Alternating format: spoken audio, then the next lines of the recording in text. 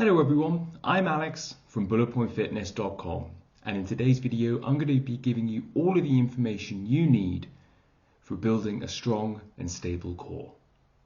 This will be an in-depth guide on the functions of the core, all of the muscles around the core, and the necessary nutrients you need to help build a strong and stable core. So let's get started. In order to train the core effectively, we first have to understand what is the function of the core.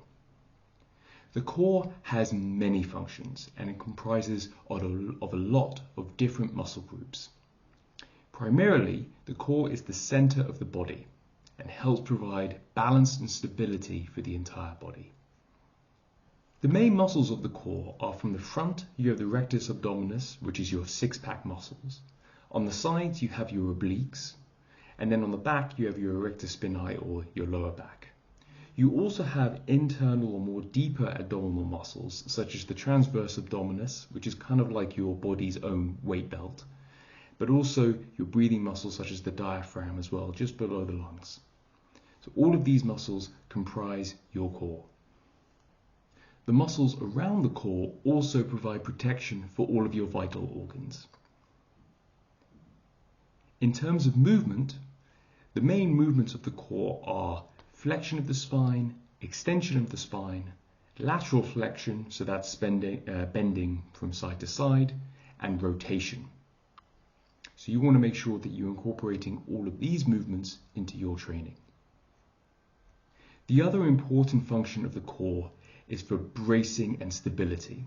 So if you're doing any big compound lifts, such as a squat or a deadlift, providing that brace in the center of the core is going to help provide intra-abdominal pressure, which will stabilize your spine. Why this is important is that this will help maximize the amount of force you can produce from your major muscle groups of your legs and hips. So therefore you could be able to lift as effectively and efficiently as possible. Training the core is an essential to anyone's training program. The fact is, people may argue that you don't necessarily need to train your core if you're doing big compound movements. In my experience, what tends to happen is that the core muscles are worked in compound lifts. However, to be stimulated for further growth and development, they have to be hit themselves as well. Much like training all of your muscle groups efficiently and effectively, you have to provide some level of direct stimulus through those muscles to develop and grow. So I'm going to provide you with some of the best exercises to train your core. So for the rectus abdominis, one of the simple exercises is an abdominal crunch. Using a machine in this instance is best, that you can provide a flat strength curve for the muscles. And also you're in a position where you can remain fairly stable and you can isolate the rectus abdominis muscle and develop those muscles of the six-pack.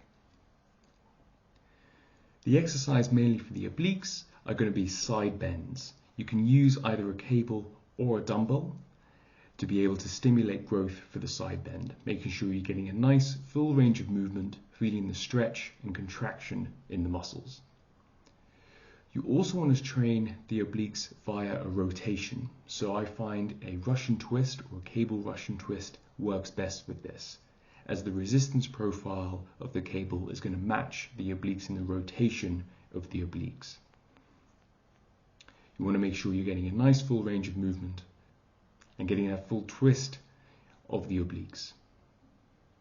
To best work the erector spinae or lower back, you want to be doing an extension exercise. So you can isolate the lower back by bending at your hips on a wall and then extending and flexing the spine using a dumbbell as load to create tension in the lower back.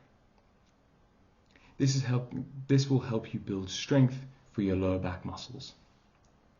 It's important to perform all of these exercises or all of these movements to make sure that you're building the core in a 360 view.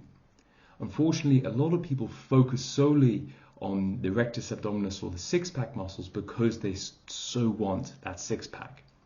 However, if you really want to develop a strong and stable core, you need to develop the obliques and the erector spinae and all of the muscles of the core evenly and effectively. What actually this will mean as well down the long run is if you get your body fat percentage a little bit lower, you will actually have a really well developed core, and it will be balanced and actually better looking from an aesthetic point of view as well.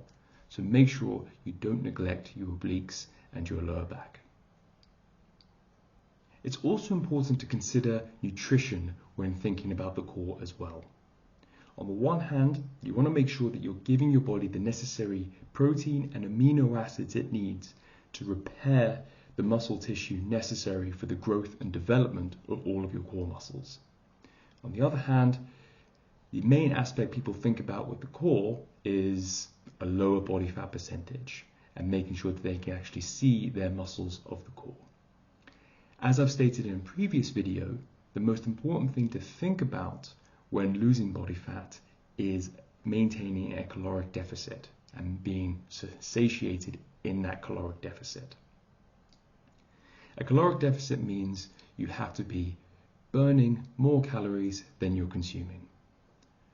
In order to see your abs once you've used all of these exercises to develop the muscles of the core, you have to get to a low enough body fat percentage to be able to see them. And that means using a caloric deficit. If you have any further questions or queries, post them down in the comment section below. Make sure to like, subscribe, and head on over to bulletpointfitness.com for more information.